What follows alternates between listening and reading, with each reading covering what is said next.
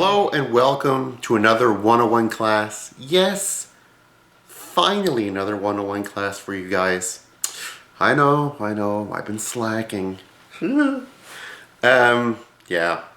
So this 101 class had to come out this year because it actually takes place in 2013, the storyline. So I thought, you know what? This is a perfect time to bring it out, and there's actually a movie coming out about this. So I was like, now is the time. Yes, finally, after all these years, we will talk about X-Men, Days of Future Past. Ooh. So sit down, stick around, and as always, enjoy. So let's start this review with the actual traded paperback here for Days of Future Past. A lot of people think that the actual storyline is long, and it's like, oh my god, it's a whole traded paperback book. It's not. The actual Days of Future Past storyline itself is actually only 2 comics. It's Uncanny 141 and 142. That's it. Okay, both of which came out in 1981. So the rest of this book is pretty much before Uncanny 141 and after Uncanny 142. You got Uncanny 143 in here. What it does deal with, the whole book, if you want to read the whole thing, it's kind of like the whole origin of Kitty Pryde, Sprite, which is pretty much the focal point of the book. The first issue, though, deals with Cyclops leaving the X-Men. This happens right after Jean Grey dies. So, or supposedly dies, as Dark Phoenix. So when she dies, Cyclops decides he's going to leave the X-Men, and this is where this starts.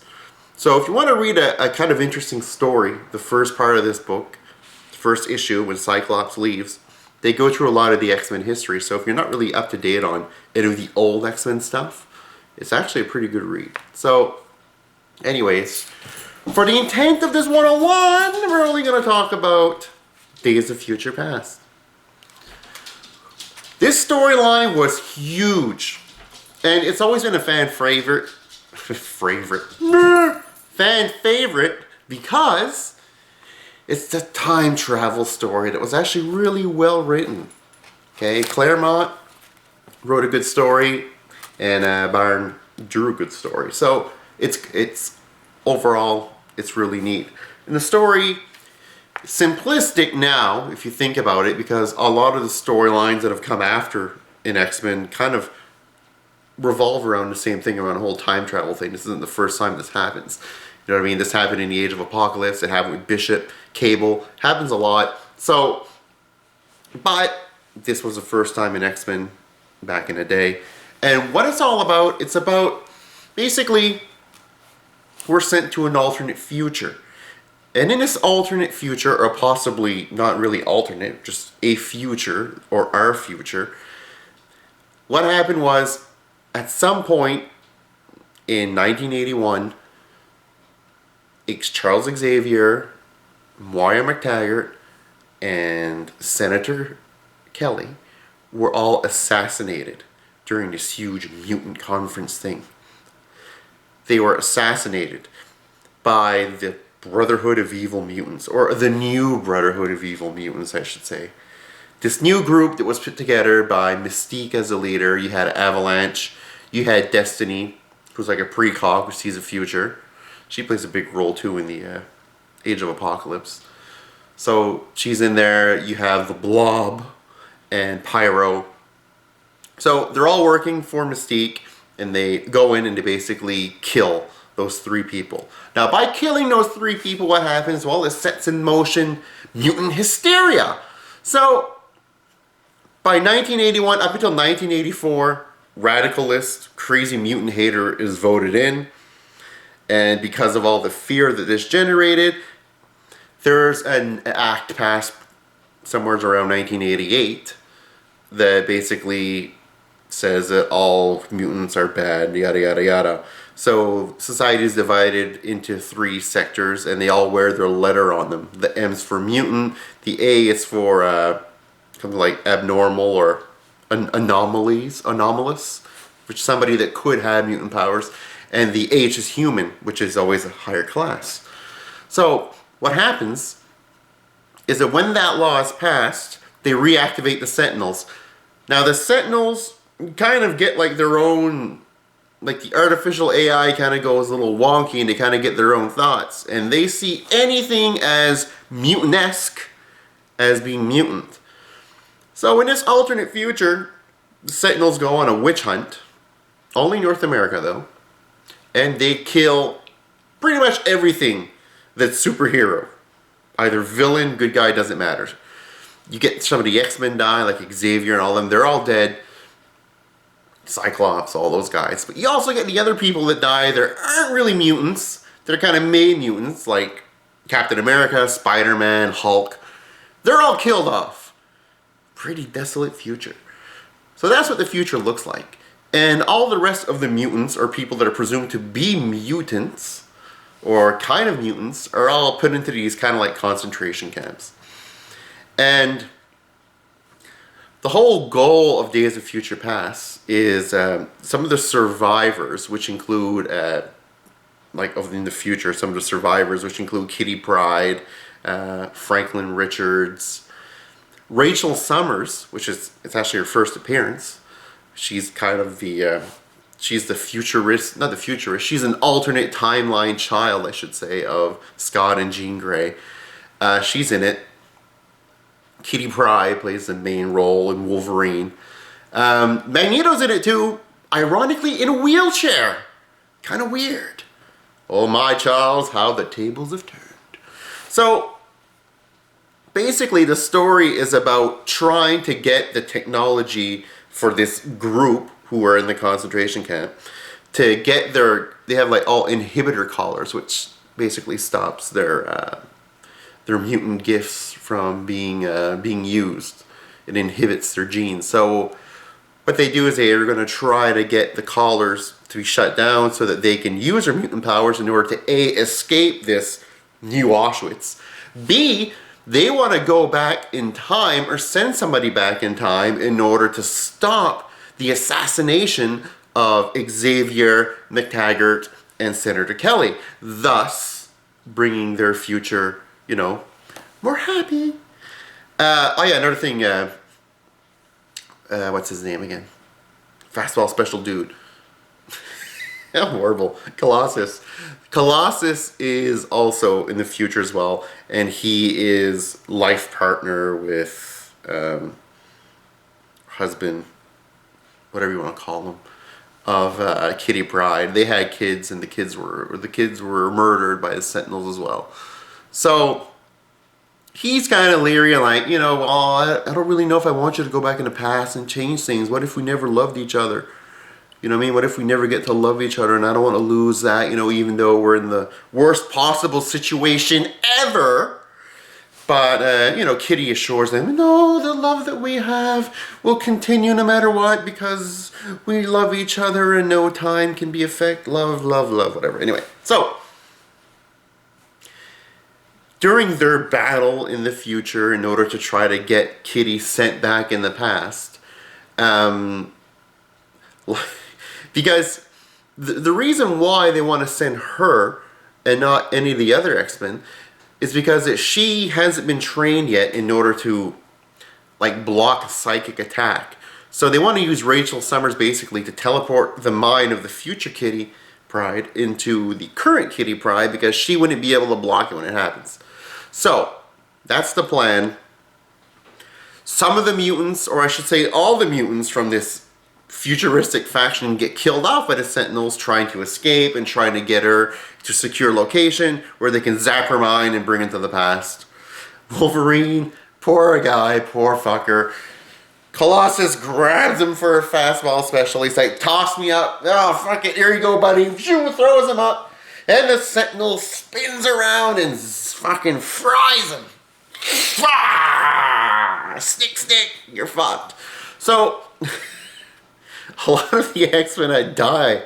In the future, you actually see them die. Not only the ones that are already dead, but you see a lot of the other ones die.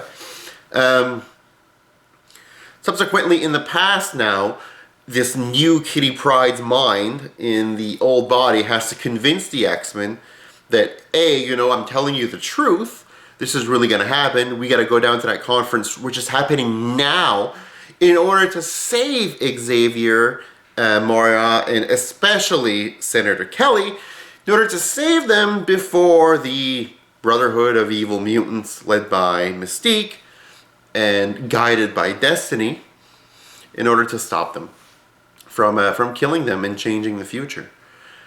So it's interesting to see the future, because every time that Kitty Pryde walks into the internment camp, there's a long stream of tombstones of all the people that have fallen. And it's kind of, it's eerie, and the fact that it was so eerie, even the poster on the cover with all the X's on the different X-Men that have died, that's what, that's what propelled this storyline, because it was new, it was innovative. We got to see a future very bleak, and kind of got to understand why the whole X-Men cause, is a big deal. It's kind of you kind of wonder sometimes in life what would have happened if certain things didn't happen. How would it have changed? Big history, assassinations, the rise of Hitler, stuff like that. And, it kind of, it touches on that in its own way. And it's kind of neat to see. So in the storyline, Kitty finally is able to convince the X-Men, because Xavier will actually scan her brain when she gets to that big conference and say, what she's saying is true. So the X-Men will foil the plans of the new Brotherhood of Evil Mutants and stop them from assassinating. Although it's not that easy. There's a big fight in the building that happens. Kitty Pryde is actually the one that stops Destiny from shooting Senator Kelly. She's the one that prevents it from happening. Because Destiny can see the future, but one thing she can't see anything to do with this futuristic Kitty Pryde inside of Kitty's body. She basically goes around, Mystique will say, hey, so what are our odds of getting this done now? She's like, the odds are good, but there's an anomaly. She calls her the anomaly. So she says, there's an anomaly here. I don't know what it is, but it's clouding part of my view. And that anomaly is the fact that we have a future Kitty Pryde that knows the outcome, that's in the picture now. She's actually the one that stops Destiny from shooting the senator. She kind of veers her around, so the arrow goes astray, and then he's saved. So it's interesting, very interesting. The one thing, though, that you don't really know in the book, and it'll be revisited later in other books, such as Wolverine, Days of Future Past and all that, is you don't know if the fact that Kitty was able to stop the assassination, if it actually did change the future. You don't know that right away in these comics, because, it'll be written about later on several times over. It actually will become that this wasn't even it was like an alternate timeline even. So the timeline still exists in other books later on. But in the 80s, you were like, that's good closure. She did it. She saved it. I think she saved it. But yeah. So yeah. Other interesting notes in this whole book, in this whole reprint book, which goes from Uncanny 138 to 143. Not only does Cyclops leave the X-Men in this book, we also see Wolverine wearing his brown and yellow fatigues for the first time, citing, so Wolvie, why are you changing your costume? Yeah, why not? Awesome. I like it, bub. Snick, snick. Not really more of a reason than that. Also, during the fight with Nightcrawler and Mystique, during Days of Future Past, Mystique kind of hints at Nightcrawler about, giving him little tidbits of his past, meaning that she knows about his past, and asks him kind of about, do you know who your mother is? And we'll learn later on that Mystique is Nightcrawler's mother, but that's the first ever hint that she gave to him that she was. So that's kind of interesting too. That happens in this book as well. Interesting. Yeah. Alright, so that concludes my review of X-Men Days of Future Past. keep in mind, we are getting a new X-Men movie. It's called Days of Future Past. It might involve some of this. Hopefully it does, judging by the people they've signed. The old cast members from the old X-Men movie and the new cast members from X-Men First Class. So it looks like it's going to kind of have to do with time travel, with different timelines, which is going to be cool. Cool as hell because I love time travel. I love it. All right. So until next time, guys, take care. Later.